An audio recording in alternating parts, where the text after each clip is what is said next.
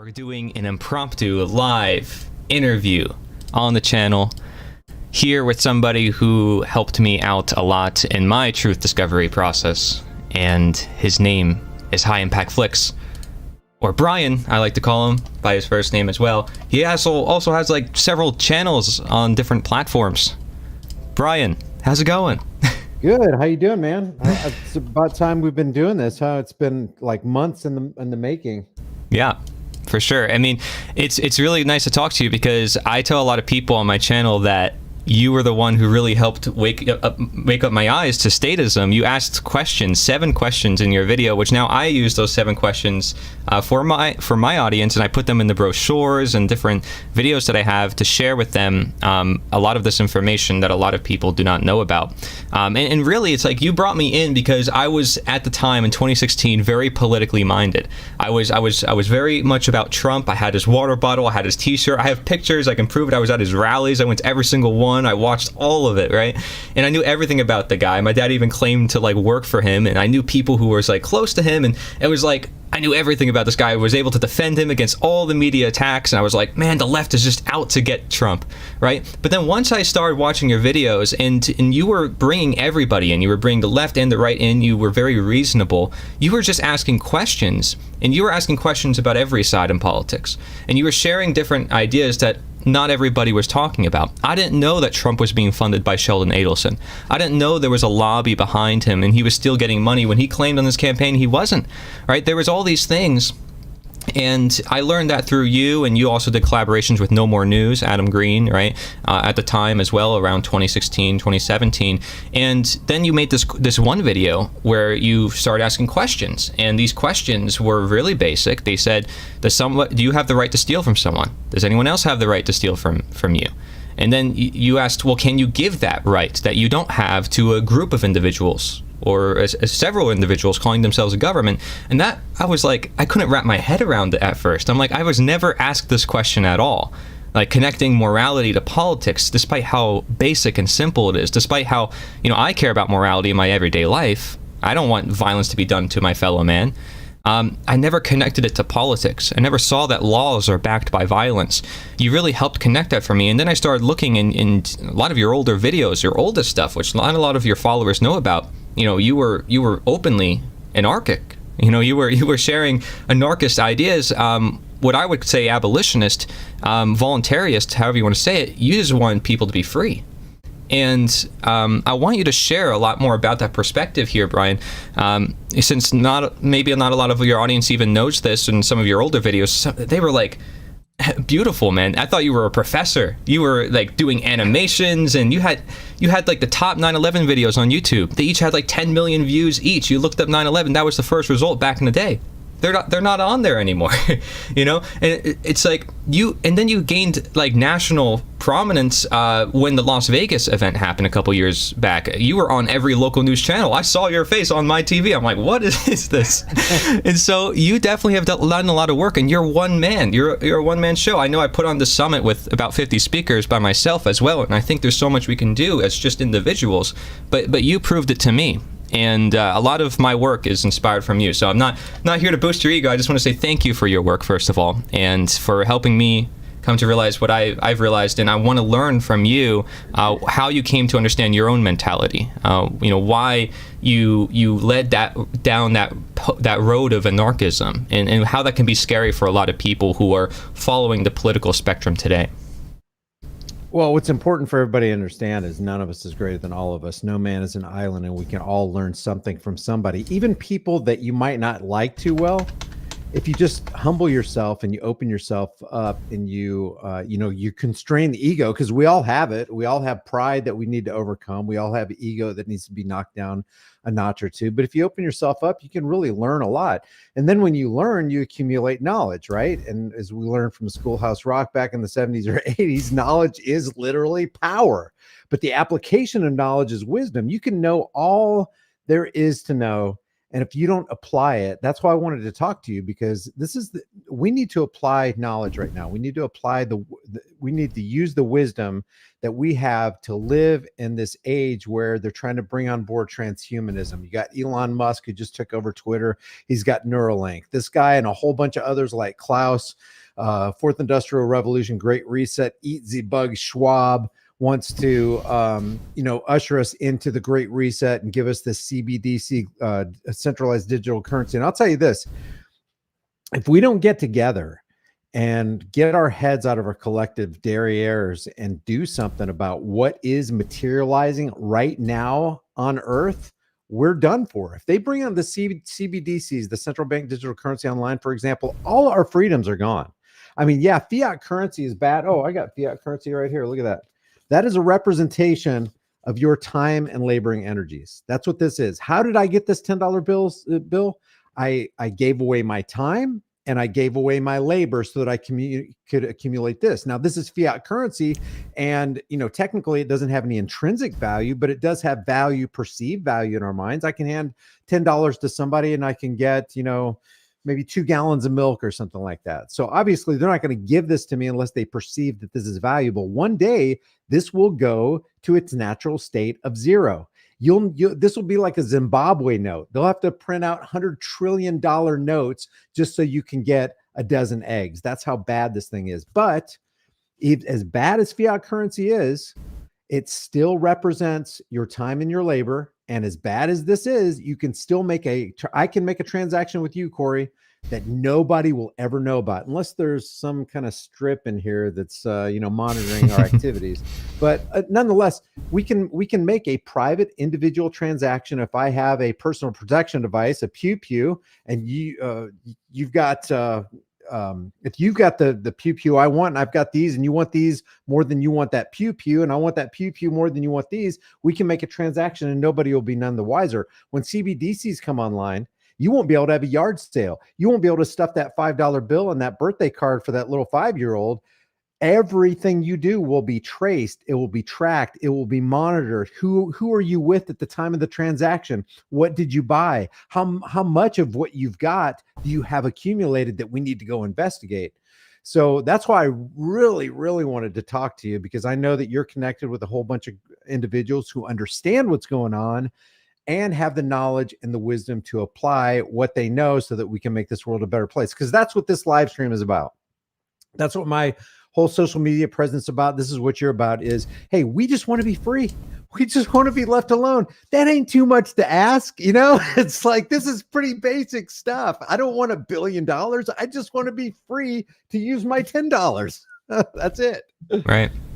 Yeah. And, among a lot of the questions that you asked that really got me thinking was, do we need politics? Is politics really what's going to help change the world? I put all my faith and all my eggs in that basket in 2016 of, Trump is going to save us. He's going to drain the swamp. He's going to lock up Hillary. And he flip-flopped the minute he got in office. He did all this stuff, attacking Syria and, not locking anyone up. And it's like, it's interesting. And then people are still today like, oh, wait, it's coming. And, you just got to wait.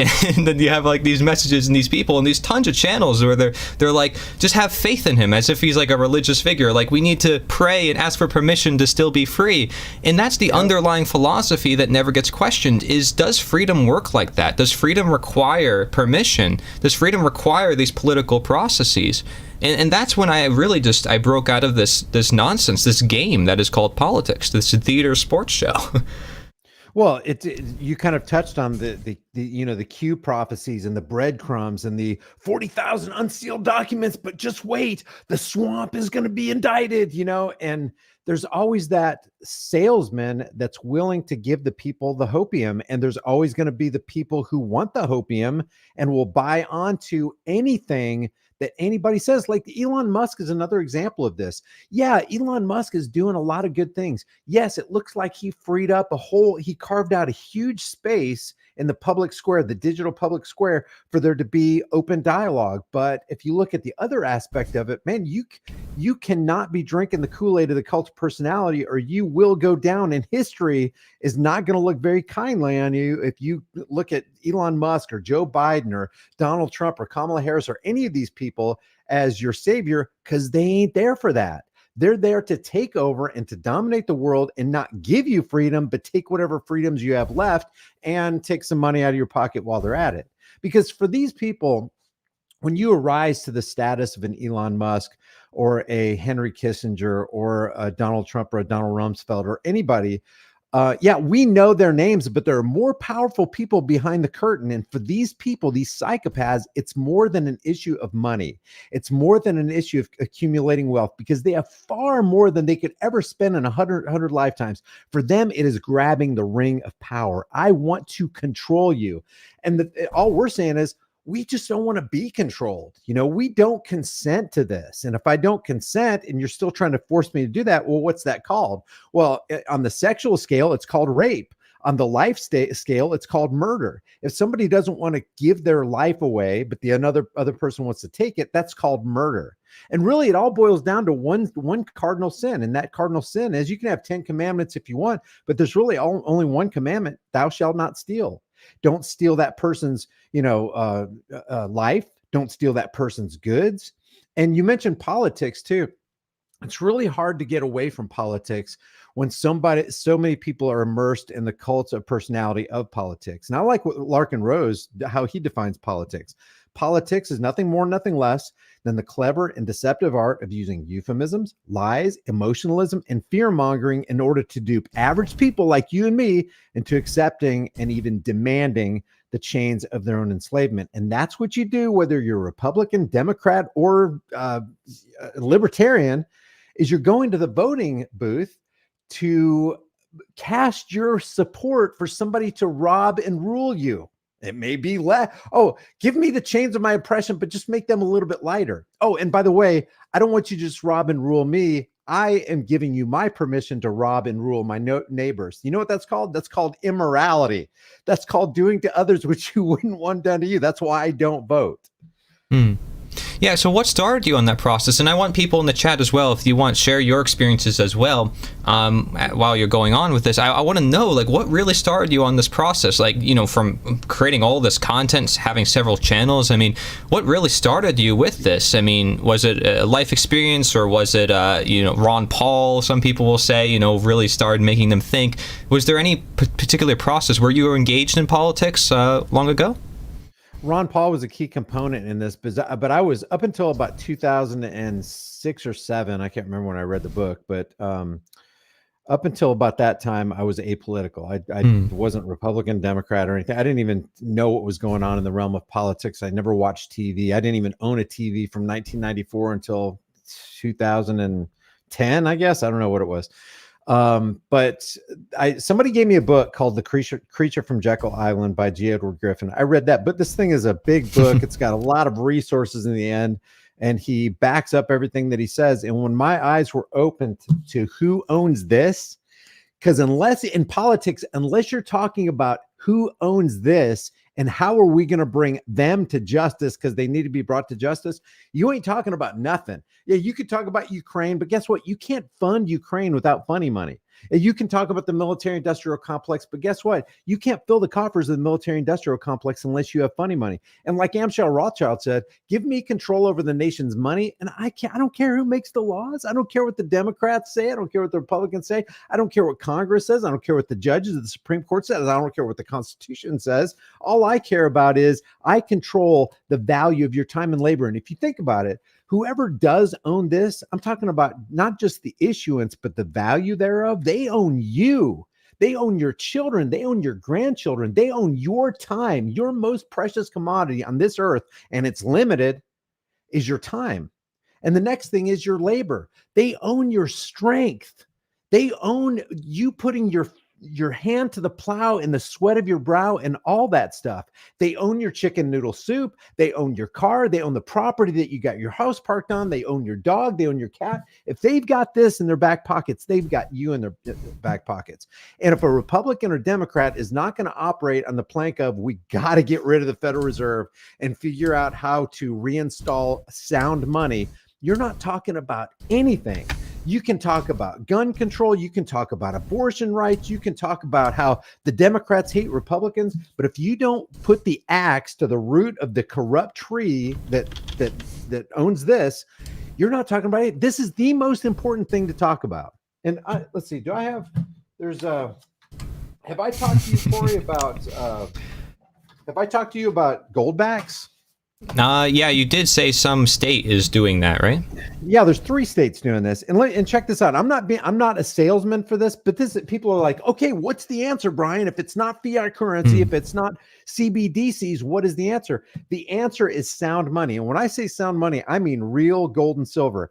I'm not for the Constitution. I'm along the lines of, and so people who say that you're not for the Constitution, that you're not for freedom because the Constitution is synonymous with freedom. Well, no, it's really not, because part of the Constitution says that Congress shall have the power to lay and collect taxes. If taxation is theft, then we're going to actually say there's a group of people on this planet that legitimately has the right to steal from the rest of us. I can't buy into that. Is there stuff that's good in the Constitution? Of course. The Second Amendment, 27 words of the Second Amendment is not bad. I mean, there's some adjustments I'd make to make things a little bit more clear, but nobody's got a right. Everybody's got a right to keep and bear arms, and nobody has the right to infringe on that. I don't have a problem with the First Amendment. I don't have the problem with the Fourth Amendment, except for the warrant part. It's like, who's going to give themselves the power to issue a warrant? But one thing we do know is you need sound money, and that's gold and silver. Why is gold and silver sound money? Because it takes a lot of time, effort, energy, and planning to take silver and gold or platinum or whatever precious metal out of the ground, bring it to market, hammer it into coins that everybody can recognize. It's got to be fungible. It's got to be recognizable. It's got to be duplicatable. Everybody's got to be able to recognize it. So there are these principles of sound money that have to be adhered to. So people go, okay, what's the answer then? It's this. Check this out. I'm holding in my hand literal gold.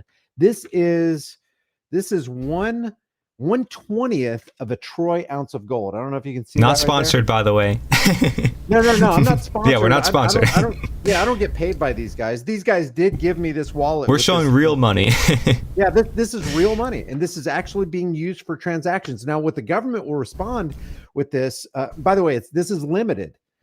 There's only one of these. If you lose this, then you lost actual gold. This has intrinsic value. People just have to recognize it. And it's in tons of denominations. You got $25, you got $50, you got $1. Again, I'm not trying to sell this.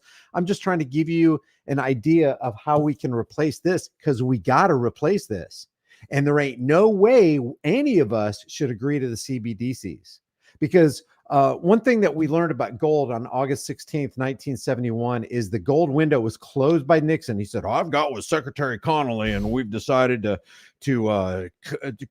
stop the transferability of gold into other assets. And why did they do that? So we can stop the speculators. And isn't that how it is? Hey, we're going to protect you Americans from the speculators by detaching gold from fiat currency. Now, here you go. These used to be called gold certificates. They used to be called silver certificates. This actually represented at one time an actual $10 worth of silver or gold parked in the treasury. Now it doesn't, because of what Nixon did. And he said, we're gonna suspend temporarily the convertibility of gold into these other assets. Well, nothing is quite as permanent as a temporary government program. And what are we working on? 52 years now, and it's still detached. And the only reason that this is perceived as value right here was unearthed in I'm kind of working around answering your question. What brought light to my eyes, what made the scales begin to fall off, because there's a lot of ignorance that we all got to still deal with, even though we think we know a whole bunch. There's still cognitive dissonance cobwebs in our brains that we got to kind of get the broom of wisdom and just kind of shake out. But the one thing that this thing right here represents, the reason it has perceived value is because it's connected with the petrodollar, recycling scheme, the Ponzi scheme. If we didn't have the military industrial complex and the petrodollar back in this thing, it would be worthless, because still most of the nations on the planet have to convert their resources into dollars so that they can buy energy, i.e. oil from Saudi Arabia and all these other Middle Eastern places. Once that gig is up, and it soon will be, because Russia and China are going, hey, don't need the dollar anymore. Once all those notes come home, hyperinflation is going to go like crazy. You think you're freaking out about $5, $6, $7 a gallon of gas? How about $50, $75, $100 a gallon for gas? That's where we're headed. So the thing that opened my eyes was G. Edward Griffin. The thing that we need to do is get rid of this and replace it with something like this. It doesn't have to necessarily be this, but this is a system that's already in place. But people are like, you guys don't have answers for anything. You can whine and complain and moan and groan, but I don't hear any answers. Guys, this is a solution. It's working right now. Is it going to be an uphill battle? Because, power concedes nothing. Once governments accumulate power, they don't ever want to give it up. So don't think this is going to be an easy battle, but it'll be easier if people like me and Corey and Mark Passio and Larkin Rose and all of you guys are watching can get on board with doing what is right, period. Yes, and that's all it comes down to, right? I mean, this is the distinction that I had to come to realize as well, is that legality is not morality. They're two separate things. And oftentimes people perceive legality as morality, like, oh, follow the law, just follow the law. But what if the law says that it has to kill some people or bring them to some camps? I mean, it's not the law that makes it right. It's right what makes it right. I mean, this is the goal. And I think what you want and what I want, I mean, we want freedom. So when you're saying here's an alternative to this current system, it's a matter of getting away from that system. And we're saying we want a world of freedom, but a lot of people are going to be scared of that. They say, well, how is this going to be handled? How is that going to be handled? I mean, does this tie into a lot of these solutions that you're offering? Because you're saying we should change from this monetary system to this monetary system, which is, you may say better, more natural. I mean, something that's always been used, gold and silver. I mean, gosh, this is something that generations and families kept in their houses until the government said, give it to us. It's unbelievable. But because people follow orders and they believe in these government systems, it continues to grow, and this is the underpinning, is this belief system called statism, which still the vast majority of the world doesn't understand. Larkin Rose, you mentioned, he calls it the most dangerous superstition. Really great book. I mean, and you talk about the Constitution. If somebody here is pro-Constitution, I would recommend looking into Lysander Spooner, The Constitution of No Authority. Look up No Treason. You'll find it right away. No Treason. Read that text because I think it's very mind-blowing. It's one of the resources we offer on the endofslavery.org. And by the way, guys, this is live. We are talking. I see your chats, and thank you guys for joining us in the chat. Thank you for sharing your thoughts. You guys are making some really good points. I just want to mention that, somebody mentioned, that the Bar of England sold us back to the owners. And the Constitution was written by a bunch of lawyers from the bar. Well, yeah, I mean, you can say, well, these people are controlled and this group is controlling this and that, but they're just 1%. They're just few people. Who are the people who gives them the power? It's all of us. We say it's we the people. We say we're the government. Yeah, because the responsibility is on us. But did I consent to this government? Do I have to pay every tax because they tell me to? Or would I rather voluntarily put my money into things I want to support? So what do you think, Brian, to the people who are fearful of this message and they say, well, you want a free world without government? Well, that's scary. And how would that work? I mean, because you're not just saying to replace these old systems. You're saying we should get rid of these systems. Am I correct? Yeah, exactly. It has to be, and it probably has to be done incrementally, because have you ever gardened, Corey? Yeah, I've gardened before. It's kind of like got to do more. It's kind of like a garden. A garden just doesn't automatically, you just plant the seeds and you water it day one. And on the 59th day, oh my gosh, I have tomatoes, I have cauliflower, I have cucumber. It's a constant tilling of the soil and a removing of the weeds. Well, if you let the weeds grow to some extent, the roots of those weeds will start wrapping around the plants. And if you pull out the weed, you're going to pull out the plant that's supposed to feed you and put food on your table. So there has to be some kind of incremental way where we phase out. It's a phasing out process of this before we can get this. And one of those, you hit the nail on the head, because in the Constitution of No Authority, one of my favorite quotes in that from Lysander Spooner is, whether the Constitution be one thing or the other, this much is certain: it's either authorized such a tyrannical government as we have, or it's been powerless to stop it. In either case, it is unfit to exist. And what he's saying there is, and how we've got to this point is, there is this mental block that everybody has because we've all been born into and, in a sense, immersed in absolute deception. I mean, one would almost have to stand back and question, is anything I've learned in my 15,000-hour public school indoctrination program funded by the American tax cattle, is anything true? And then you have to literally be ridiculous to the point of, okay, let me just pull back to the basics. What can I verify? What is objective? 1 + 1 is 2. Can I demonstrate that? Yeah, I've got 1 pen. I've added another 2 pen to it. Now I have 2 pens. You start at the rock bottom. Truth will set you free. And the thing that governments want you to do, the reason politics exists, the reason we have psychopathic, parasitic, banker-controlled puppets as sitting in Congress, in the Senate, at 1600 Pennsylvania Avenue, behind the desk resolute, in the Supreme Court. The reason we have those puppets is because they don't have a moral compass.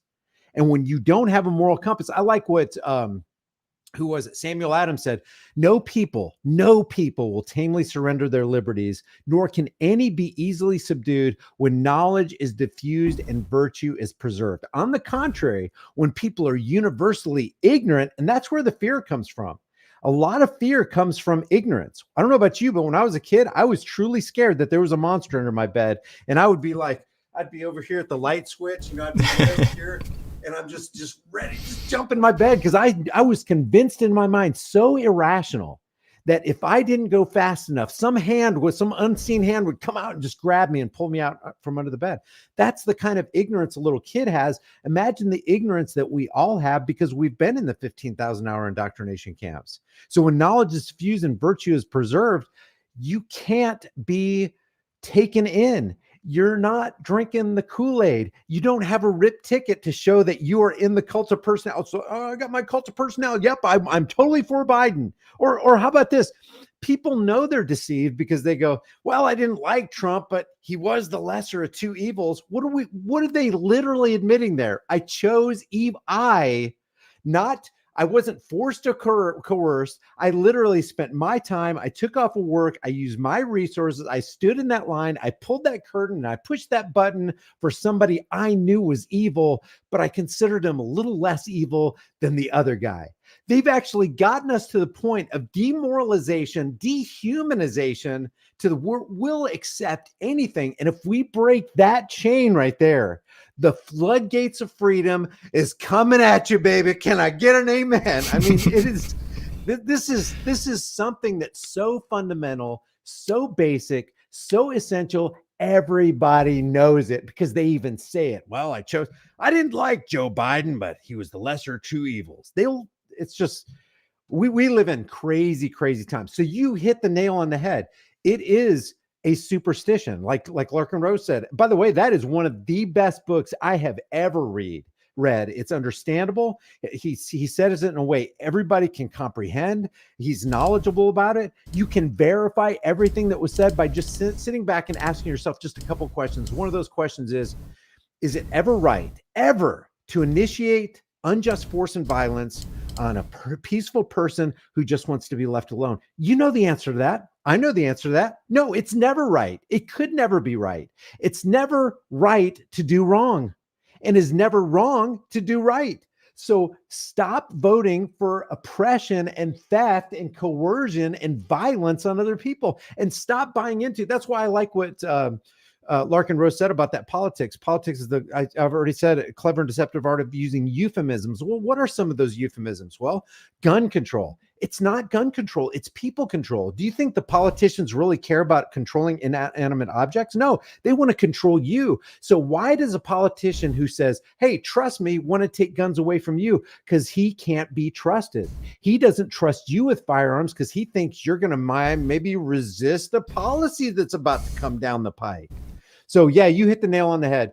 It is a great superstition, and people are fearful of things that they don't understand. They can't comprehend. They don't comprehend, but they could if they just sat and asked themselves, is it ever right to initiate unjust force and violence on peaceful people? Does anybody have a higher claim over my life and property than you? No. If you think they do, then you're saying, hey, I'm just a slave. There's somebody somewhere that has a higher claim over my life and my family's life and my children's life and my grandchildren's life greater than we all have. No, you control you. The only legitimate censorship is self-censorship. That's it. If you don't want to watch something, turn it off, but don't request a politician or a law enforcer to make that guy shut up, because censorship is violence. Censorship is literally forcing somebody into into silence through coercion and violence. That's literally what it is. So instead of using these euphemisms like war is just legalized mass murder. Gun control is people control. Guns, and then they go, oh God, we need to drop the control word because it sounds too much like control. Let's use gun safety regulations. Let's say we're here to protect the children. You want to, and then they get you into this false dichotomy. Wait a minute. If this is gun safety regulation, you're not for gun safety. And it's like, hold on. Before I say yes or no to this, let's define the terms. What do you mean by that? How's it going to flesh itself out? Is it going to be a beta male O'Rourke who gets up there and goes, hell yeah, we're going to take their AR-15s and AK-47s. Hell yeah, we're going to take their high capacity magazines, whatever that is. It's a standard 30 round magazine is a standard capacity magazine.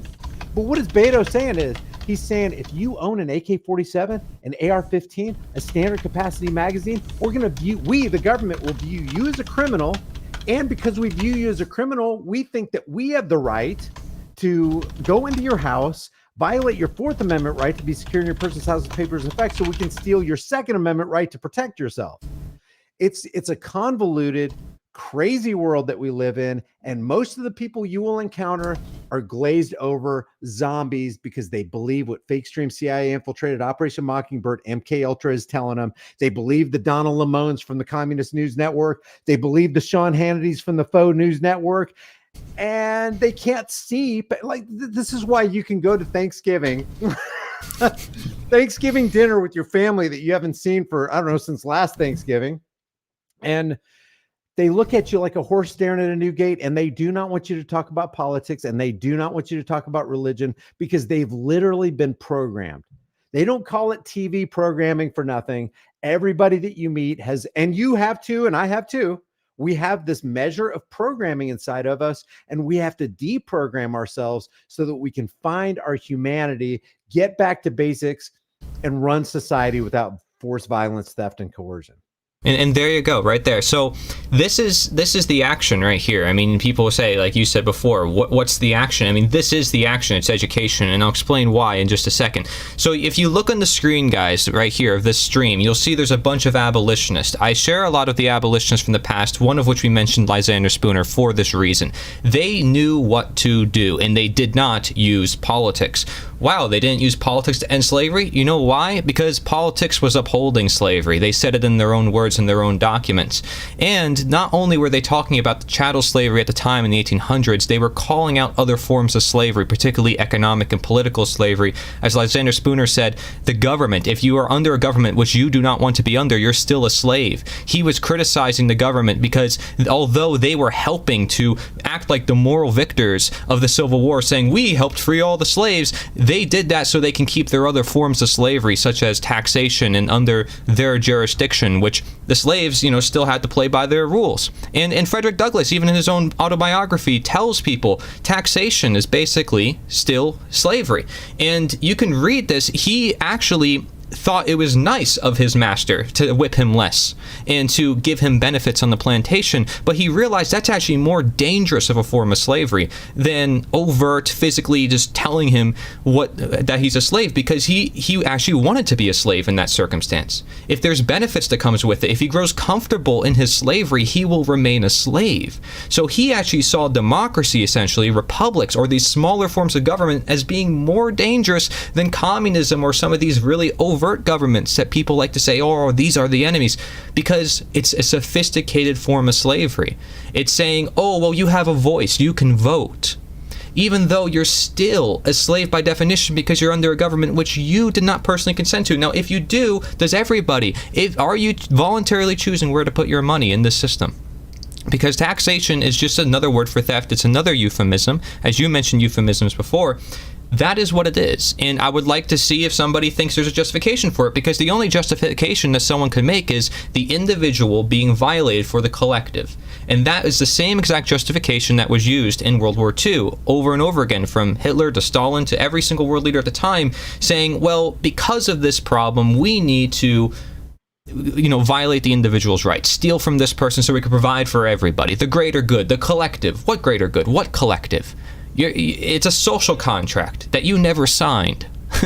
And so these are the type of things that the abolitionists understood, and they did not participate in politics. They were educating people. Do you think them converting people over 4,000 years, 5,000, 6,000 years of slavery, chattel slavery, do you think it would be easy for them to say it's immoral, stop it, end it now?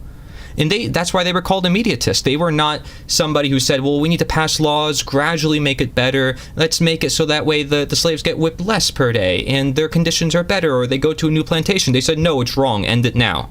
They were called immediatists. They were called the abolitionists. They were called radical at their time. They were blamed on the events. There were houses being burned, and the media would say, oh, it's the abolitionists. Look what they did. Their information, they're dangerous. They need to be censored, just like right now, where people are getting censored. Right? So it's insane. Just to springboard off what you said, there's a guy named Mike Lundy who said to say humans can't exist without government is to say animals can't exist without farms and cages.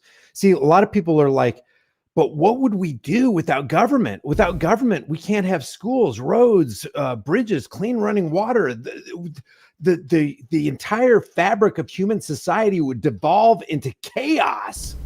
And so what they're saying is, unless we have a vile armed band of government agents stealing from, coercing, enslaving, and violating and brutalizing everybody, we can't have flat places to drive our cars, which is ridiculous. But because most of the things that we have, actually 100% of the things that government gives people, they've stolen it from somebody else. They've taken it from the free market. The free market will work itself out because the free market it welcomes competition, and it eliminates laziness and inefficiency and expense. But when you have government, you actually increase all these things. When you have a violent, coercive force doing things to people that they don't want done to them, things get more expensive, quality goes down. But if the free market is allowed to take over, efficiencies are exponentiated. You've got an internal combustion. We shouldn't even be operating internal combustion engines right now. We should have something far more advanced. Back in the mid 1990s, General Motors made this car called the EV1. Are you familiar with it? No, I'm not. They made this car called the EV1. On a 1 hour charge, it would produce a 300 mile. The battery could take you for 300 miles on a 1 hour charge. It was highly efficient, but they produced. I can't remember the number. They produced. It was a massive quantity of cars, but they never sold one. They only leased them out for people to test drive. People who drove these cars loved the comfort, loved the fact that they weren't buying gas, 300 miles per charge. And then one day, General Motors came to everybody's house with a big truck and loaded all the EV1s up and took them all out to the Mojave Desert, dug a big hole, crushed them and threw them in there. There's only two in existence. Jay Leno's got one in his little museum, and there's another one in the Smithsonian that's been disassembled.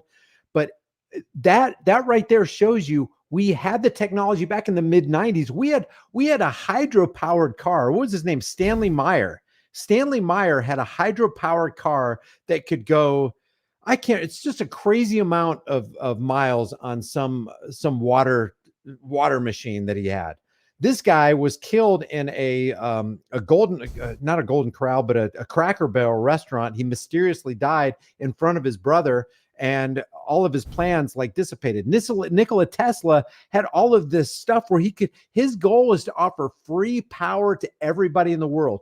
We could offer free power. We could have cars that don't operate on an internal combustion engine and aren't dependent on Middle East oil. We could have all this technology, but it is squashed by government. It wouldn't be squashed by the free market. The free market wants people to be free, wants people to have conveniences, wants people to excel in life. That's not what the government is. The 9 most terrifying words in the English language are still, I'm from the government and I'm here to help. Yeah, they're here to help themselves to our stuff. And to continue on with that Samuel Adams quote, he said, on the contrary, when people are universally ignorant and debauched in their manners, they will sink under their own weight without the aid of foreign invaders. Psychological operators and social engineers who try to wire the minds of the masses through Hollywood, through television shows, through mainstream, fake stream media, they know how to operate you. They know how to get into the gearbox of your mind, the control panel of your mind, and start pushing buttons and pulling levers. Back in the 1920s and 30s, there was this guy, he was the nephew of Sigmund Freud. You might have heard of him. His name was Edward Bernays. He wrote this book called Propaganda. Well, the tobacco industry came up to Bernays and said, hey, we got a serious problem. Our sales are kind of down. But the way we can increase tobacco sales, if we can get women on board to start smoking our cigarettes and using our product. Edward Bernays goes, I think I have your solution. So for $125 or $150, the tobacco industry employed Edward Bernays to come up with a plan, a mass media program, a social engineering psychological operation to get women somehow to smoke cigarettes like men. And this is back in the time where, hey, women weren't on an equal plane with men. They couldn't vote and all that kind of stuff. So he made a couple of calls to a couple debutantes he knew, some highfalutin, high-rolling women in society, and then somehow they were able to get out the word to 12 or 13 or 14 cities throughout the United States to stage a demonstration marching against man's inhumanity to women by lighting torches. It was called Torches of Freedom. And their torches of freedom were the cigarettes. And they're like, we're on equal plane with men. We expect to be treated fairly. And we want to light these torches of freedom to signify man's inhumanity to women. Well, sure enough, the tobacco industry got this big groundswell of support and financial, filled their coffers because Edward Bernays knew how to get into the mind of women and manipulate them to the point where they begged for the tobacco company to make more cigarettes, throwing money at the tobacco company. That's exactly what you see in movies and television and mainstream media today. They know how to operate you. They know how to play on your fears. They know how to play on your ignorance, and you will sink under your own weight. You don't even need any help. They know it, but they're there always to push you off the cliff into tyranny. This is why, Brian, I mean, what you're showing us is this is why education is so important, because it affects the minds of the masses, and that determines our actions, and then those actions turn into the world reality around us. So, if we want a better world, how can we just put one person on a pedestal in a political office if the minds of the masses are still in ignorance, if the minds of the masses still want to be controlled? And that is the point that we're driving home here, is that the individual, you out there, the audience, if you have this knowledge that other people do not, you sort of have a moral obligation to share that knowledge with them, and you got to find out how to do that. This is another reason why Larkin Rose has Candles in the Dark, the method of how to talk to people, because so often we can jump at them and say, you know about this, you know about that, when we sometimes just have to ask questions. The average person knows what's right and wrong. They are excusing right and wrong in the name of politics, in the name of authority. It's okay if authority does it. It's okay if a cop does it. It's okay if a politician does it, but it's not okay if the individual does it. That's moral hypocrisy. That's like what you said before, a right turning into a wrong, or a wrong turning to a right. You can't do that. It doesn't make any sense. So, what we're trying to do is just bring that back to light, and this is exactly what the abolitionists did. They said, hey, look at the Declaration of Independence. It says we're all equal, we're all created equal. Then how come you have some slaves on the plantation? And some of the founding fathers were saying it at the time too. They're like, why do we have slaves? And this was an idea that couldn't get out of their minds, because they knew it was destined for humankind. They knew they had to be free, and we want to be free as a human species, everybody. And what we can do is create freedom, especially here in America while we can, because we have guns to defend ourselves. I mean, this is really important, the fact that we have the ability to self-defense. So this is part of the process of education. But a lot of you guys in the chat, you're saying, we need to unite, we need to come together, we need to build towns. I agree with you, but that will come naturally when we educate enough people, and people start to come together and realize and build like-minded relationships. Because we wouldn't have to be talking about it, saying, well, let's build this town, let's build that town, if we weren't looking for it. And we wouldn't be looking for it if we were actively creating it ourselves with our own questions and meeting people in person. And this is what the abolitionists did. They had local meetings, local areas everywhere. They had their own newspapers where they were educating people, saying, hey, this is moral to treat your fellow man with respect. And they did it on religious grounds, they did it on non-religious grounds, they did it through many different means. But they all came together to say violence is wrong, slavery is wrong. So some people out there might like communism, some people out there might like socialism or capitalism freedom or whatever, and you might have different views on economics. The point is that we don't want violence being added to the equation. We want to look at morality, because that determines the rest of what we're talking about. Yeah, and that's actually the foundation of like, people are like, okay, tell me what the difference is between socialism, Marxism, and communism. It's like, you don't really need to show the differences, just show the similarities. If you have Marxism, communism, and socialism, they are all predicated on wealth redistribution. Wealth redistribution is just another euphemism for stealing money, and stealing money at the barrel of a government gun. So what you have, the foundation of socialism, Marxism, and communism, doesn't matter about the differences. The bottom line is there's a hierarchical structure. Oh no, there's not. In communism, it's like community owned. No. There's an oligarchy at the top. Believe me, just look at it. Look who the communists were. Look who the socialists were. There's always that lead. But the problem, the bottom line is the vile root that bears the evil fruit is wealth redistribution. It's theft. More specifically, it's theft at the barrel of a government gun, which turns it into extortion. So they're shaking down the people, saying we're making everybody equal, and the whole time they're doing it from an immoral point. So what Corey and I are trying to say is we need to get back to center, and center is morality. I don't have a higher claim over your life and property than you. You don't have a higher claim over my life and me than me. And if I do to others what I wouldn't want done to me, I'm a freaking liar and a hypocrite, and I'm a blight on society. So the golden rule is not a truism because it's in a holy book somewhere, because I don't believe you need a holy book. I don't believe you need a constitution. I just believe that you need to be honest with your own heart and ask yourself this question: would I want somebody harming me? Do I want somebody coming to my house at 3 o'clock in the morning while I'm with my whole family's tucked away in bed, feeling nice and safe and secure? Do I want SEAL Team 6 breaking through all the windows and putting us at gunpoint? No, I wouldn't. Then I wouldn't do that to somebody else. Do I want to be walking through the subway in New York and have a guy grab my, put me in a headlock, and another guy reach his hand into my pocket and steal my money? No, I wouldn't. So I wouldn't do that to somebody else. Would I want somebody to contract somebody else to make a policy or a law to steal my money in a nice, fashionable, clean, white collar sort of way? No, I wouldn't. And so I wouldn't do that to somebody else. So anybody who's enacting that tyranny on you, that's where you got to say, wait a second, I wouldn't do that to somebody. And I know I'm not crazy, and you can't make me think I am crazy, because I know right from right and wrong from wrong, and that is wrong. I'm not voting for it, and I'm not going to participate in that system. I know we can do better. Yeah, and we can. I mean, we see that there's voluntary interaction through a lot of our interactions in the world. How can we create an exception when it comes to politics?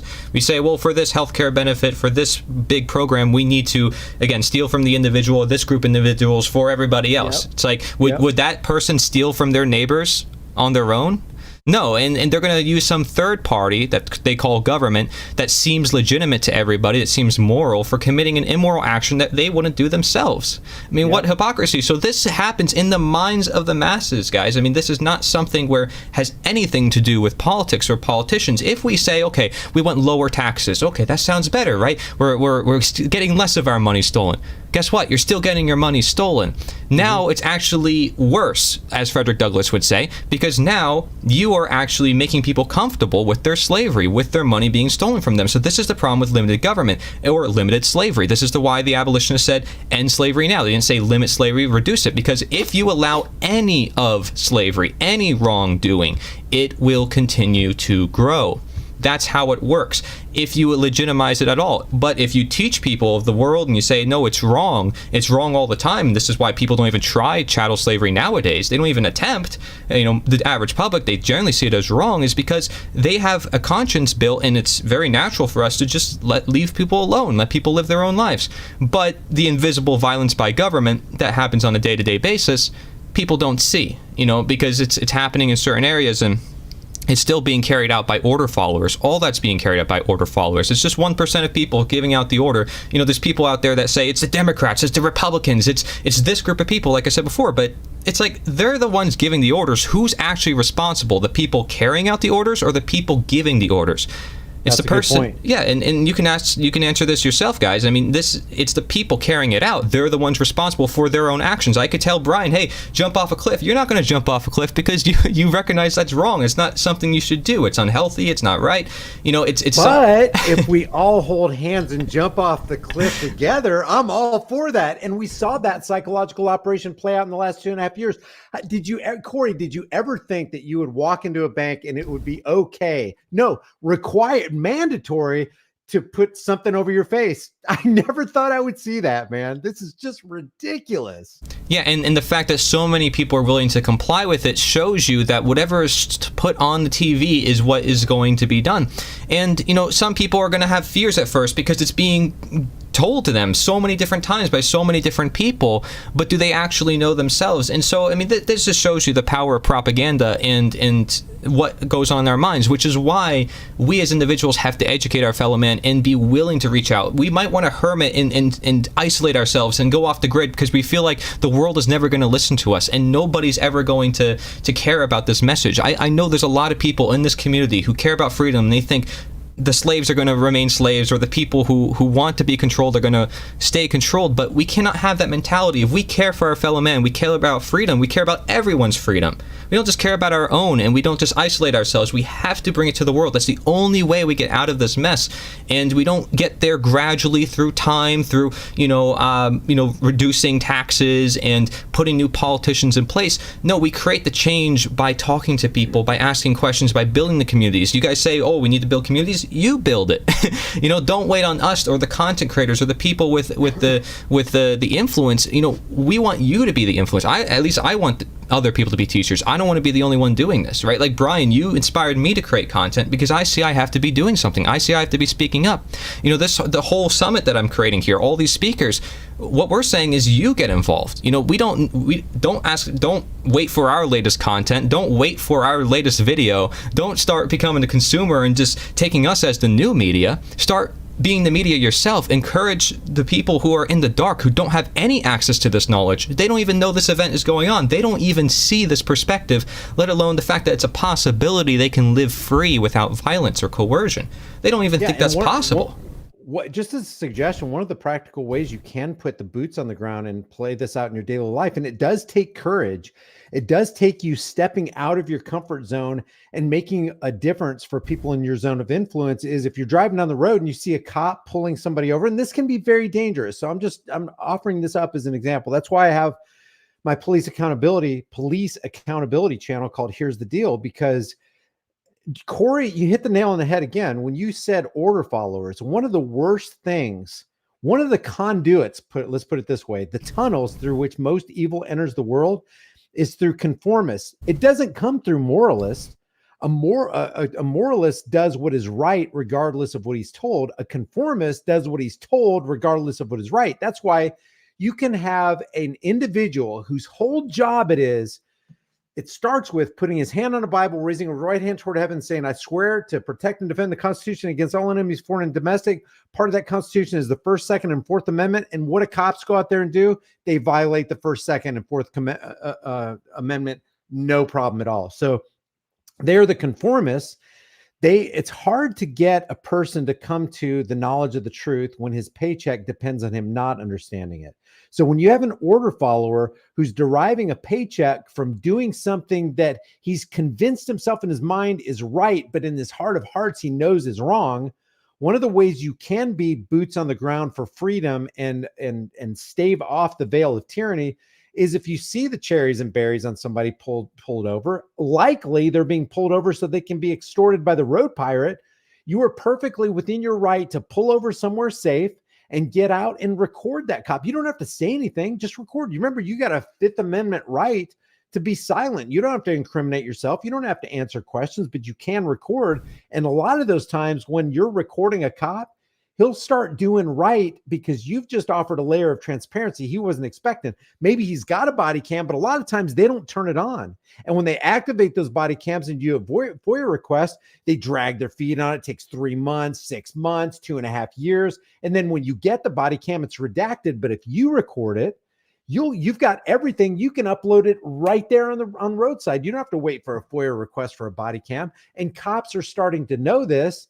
And I've seen time after time and video after video, not only on Venmo and BitChute on YouTube, where when somebody started recording, they let the guy go because it was making them look real bad. I'll tell you this, if I was a cop and I saw people recording me, I would want that because I would be a good cop. Now, if I'm doing something bad, then guess what? I don't want you recording my actions because, sunlight is always going to be the best disinfectant. And when you turn the light on an evil deed, mysteriously, a lot of that evil starts stopping. But a caveat to that is, even though they've got dash cams, rear and front facing, they got body cams, and there's people out on the street with cameras, and there's street cameras that you can verify things. Even with that, the conformist who's dyed in the wool tyrannical, even then he can't help but act out on how evil his heart is. And his actions will be a direct reflection of what that is. So I just wanted to throw that out there. You could be going, I don't even have much knowledge. I'm pretty low IQ, and I consider myself, I'm just an average person, man. But I know what, I got a camera, and I don't have to say anything. And all I got to do is press record. I think I can do that and just go. Yeah. We got mass information at our fingertips. Awesome. I mean, exactly, Corey. and that video can potentially be seen by, what is there, 7.5 billion, 8 billion people on the planet? I'm not saying it would be, but if there's a potential there, once it goes on the internet, there ain't no take backs. It stays there. Whether you delete it or not, somebody's got it downloaded somewhere on some server. So yeah, that's how I met you. That's how I found your content. Like I said, you had the top 9/11 stuff on YouTube, and some people don't even know this. I mean, they each had, you had several videos and several parts. They each had 10 million views each. They were amazing. And that was for one event, where we can prevent events like that if we get rid of these systems that allow so much of this cover up to occur. People want to say, well, I want to see the documents on the aliens. I want to see the documents on this, on that. It's like, well, if you start with getting rid of the government, you might be able to find out everything you need to know, because whistleblowers will come out and support. But the thing is, they don't have any backing right now. They're afraid to come out. People who are in the system might want to get out of that system, and they're afraid. They don't know how to get out of it. There's a lot of order followers who may know that what they're doing is wrong, and they still feel like they have to do it because of their family, because of their job, or what have you. And that's how they got them trapped. I'm so glad you mentioned that. I talked to a cop. It was back in 2015 in St. Louis. And I said, dude, what you're doing right here is wrong, because he was basically trying to censor it. There was a protest or something like that, and he was trying to push people back, and he was going hands on. I said, how can you live with yourself? What you're doing is wrong. You know what he said to me? Literally, he goes, I got to feed the children, man. This is how I derive a paycheck. And I was like, do you realize what you just admitted to me? That if there's money attached to it, there ain't nothing you won't do. And you're in a dangerous spot, man. And I hope, this goes back to Samuel Adams. All we can do, it's not the majority who will prevail. It's the irate and tireless minority who are keen. They're laser focused on setting brush fires of freedom in the minds of men. And I'm telling you, once that seed gets planted, maybe they won't all germinate, but a certain percentage will come back germinating. And I was just hoping when I walked away from that guy that he'll really think about what he said, and the reflection of my words back into his heart, and he won't be able to sleep at night, and he'll go, I got to get it. I got to feed my children another way. He was a friendly enough guy, but it's like, oh, what do you want? Angry, mean-spirited tyranny, or do you want friendly tyranny? Oh, Bob, I think I'll take no tyranny for $200. Yeah. Ends justifying the means, utilitarian morality, which, again, is the same justification used in World War II for all the atrocities. If you vote me in, well, you'll get this. If we do this, then you'll get that. And so you got to think about it. Is it moral or is it not moral? And there is no justification for an immoral action, for evil. So when people say there's a necessary evil, then what's the point of calling it evil? And like you said, you're still supporting evil if you're choosing the lesser of greater of an evil. Some of you guys. But when evil visited me, it was very professional. It was professional evil. It was wearing a suited tie. It sounded nice. It's like, wasn't that, but that cop was super nice, and it was really professional. He gave you the business card. It's like, you don't say that when you just got a purse snatcher. It's like, when he snatched my purse, he was so gentle. He was so professional. Yeah. He was well mannered. He had a business suit on. It was great. It was a great experience. This is akin to, like, again, a nice slave master, a nice slave driver, as I would call them, is somebody who's just there. It's like, it doesn't matter. They're still there, not in a position they should be in. So you have to ask yourself, are these people in positions that they should be in? Like, we say we have equal rights, we have natural rights, but yet we put these politicians in places where they have rights, they have the right to commit actions which you don't have the right to do. So how does that equality, how does that in any way make us equal by the Creator? And so I ask people who are, religious, I say, well, where's God's authority here? This is where the abolitionists were really hitting home at the time in the 1800s, and this is why they were so effective. So you talked about unity, the chat was talking about unity. Just look through the chat here, right? We have people talking about Romans, we got people talking about the British Bar, we got people talking about Albert Pike, the New World Order, all this stuff. So the problem with this, and I'm just very honest with you, Brian, because I told you I want to really make this action-oriented, especially for independent media as we move forward in the future.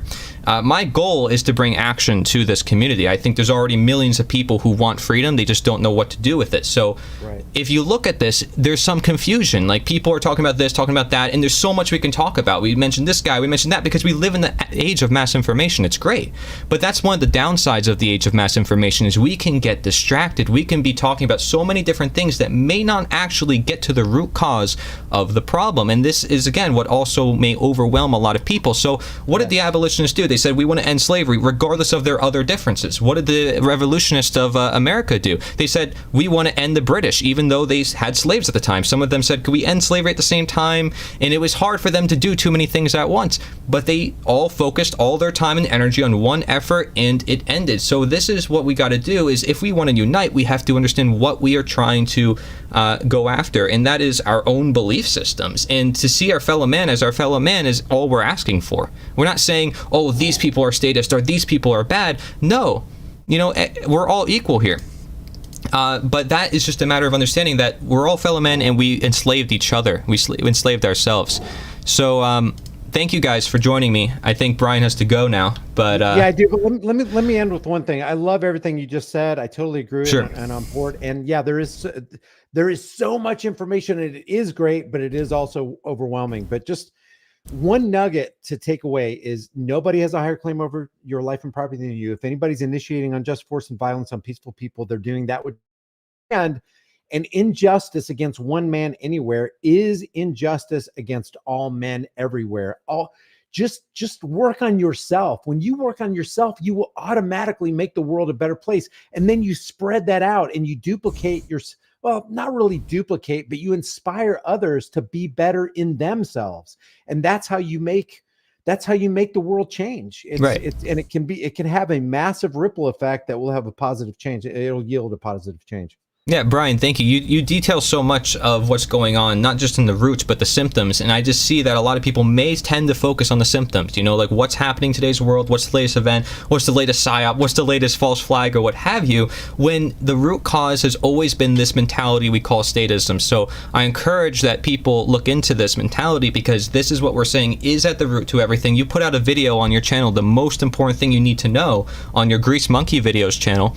And unfortunately, it did not get as many views as some of the trending topics of today. But that's where we're at, guys, is if we want to create change, we need to make these ideas the popular ideas.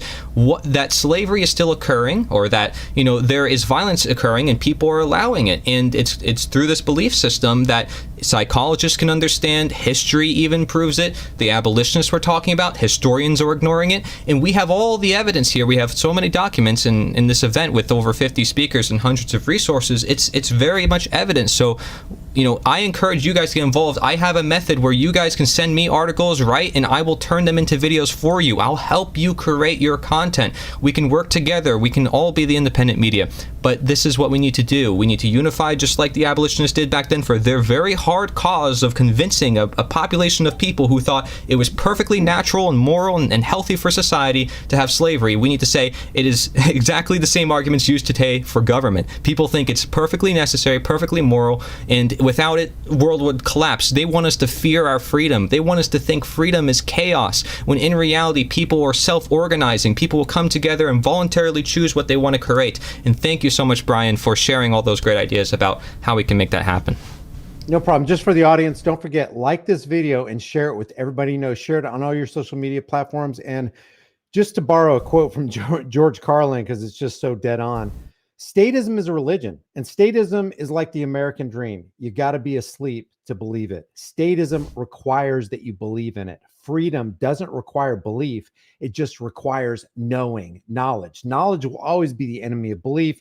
Belief will always be the enemy of knowledge. Corey, I really appreciate you inviting me, man. This is a great time. Thank you. I appreciate it. I appreciate you guys. If you're new to my content and you really want a good summary video that helps you encapsulate all the ideas we talked about, I would recommend my video titled Political Slavery, the form you were never told. Okay, this is a video that asks you about 16 or so questions that you can ask yourself and really reflect on your own conscience to say, is this right? Is this wrong? And you'll start to see there is a hypocrisy, there's a contradiction going on in our own heads that we were trained into believing since our very childhood. You know, some people want to say, well, our obedience to authority is innate. You know, we're always going to obey some sort of authority. Well, if that authority is voluntary, it's not really authority. You're not looking at it as authority. You're doing something because you're doing it out of your own heart. But the difference is, and you can look at the Stanley Milgram experiments, you can look at the Stanford prison experiments, where these are banned psychological experiments proving the fact that people will follow orders no matter the circumstance.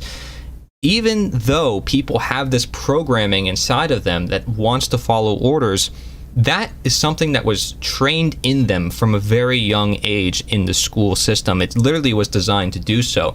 Look up the works of John Taylor Gatto, and he exposes the whole school system as a former school teacher himself. And a lot of people took a lot of his works and brought it into a lot of other works as well, such as David Rodriguez, one of our speakers for the summit, and Dana Martin, someone who invented the term unschooling. Just look up the word unschooling. I mean, she made this popular. She even went on many of the mainstream media networks and shared this idea, and it's becoming very popular. People taking their kids out of the school system and showing them what real schooling looks like, which is by the parents, which is, you know, doing what you actually like and not doing what you don't want to do. I mean, it's bizarre that we learn things we don't want to learn, we do things we don't want to do, and then we wonder why the world is the way it is. It's really basic, and then you wonder why there's a bunch of people who are out there doing yoga and meditation in the New Age crowd over there saying, well, we just got to do nothing and love everybody, but don't look at any of the problems going on. But goodness sake, we can go on forever, right? We can talk about this subject and that subject and this subject, and it doesn't end. I'll look at InfoWars and I'll say, oh my gosh, they're talking about so many different ideas, but they're never ever getting to the heart of the matter, which is people's mentality that contributes to these politicians being in power in the first place. They don't get to power on their own. People want to blame Hitler, they want to blame one figure in history. Just because they had bad intent, just because they gave the order, does not make them the problem. It's the masses who follow them, the masses that believe in them, who worship them as saviors, as if they're religious figures, who take their documents as if it's the Holy Grail. And then you wonder then why the abolitionists said, hey, there's no authority above God's government. This is why we need to end slavery, because it's human proclaiming to be the authority over their fellow man. And then you see people, you know, the dialectics are almost predictable between the atheists and the Christians and the Republicans and the Democrats and the communists and the capitalists, and none of it is there to really hit at the root cause, which is this underlying belief system. So we can get trapped in these talks, and beware, you know, flat earth, globe earth, right? Another one. What happened in World War II? Ooh, 9/11. And it's not that it's not important to talk about these things. They may be really important to you and your life and what happened to you and what helped you see a lot of what's going on. But it's a matter of looking deeper into realizing why those things happened in the very first place. What makes it dangerous? Oh, so you don't think the Earth is a globe and you're afraid of what NASA is doing. Well, guess what? They're taking money from your tax-paying money. You know, they're getting billions of dollars because they're convincing people of some narrative, but they're also just taking that money, which that itself is an immoral action, regardless of what you actually believe about the issue, right?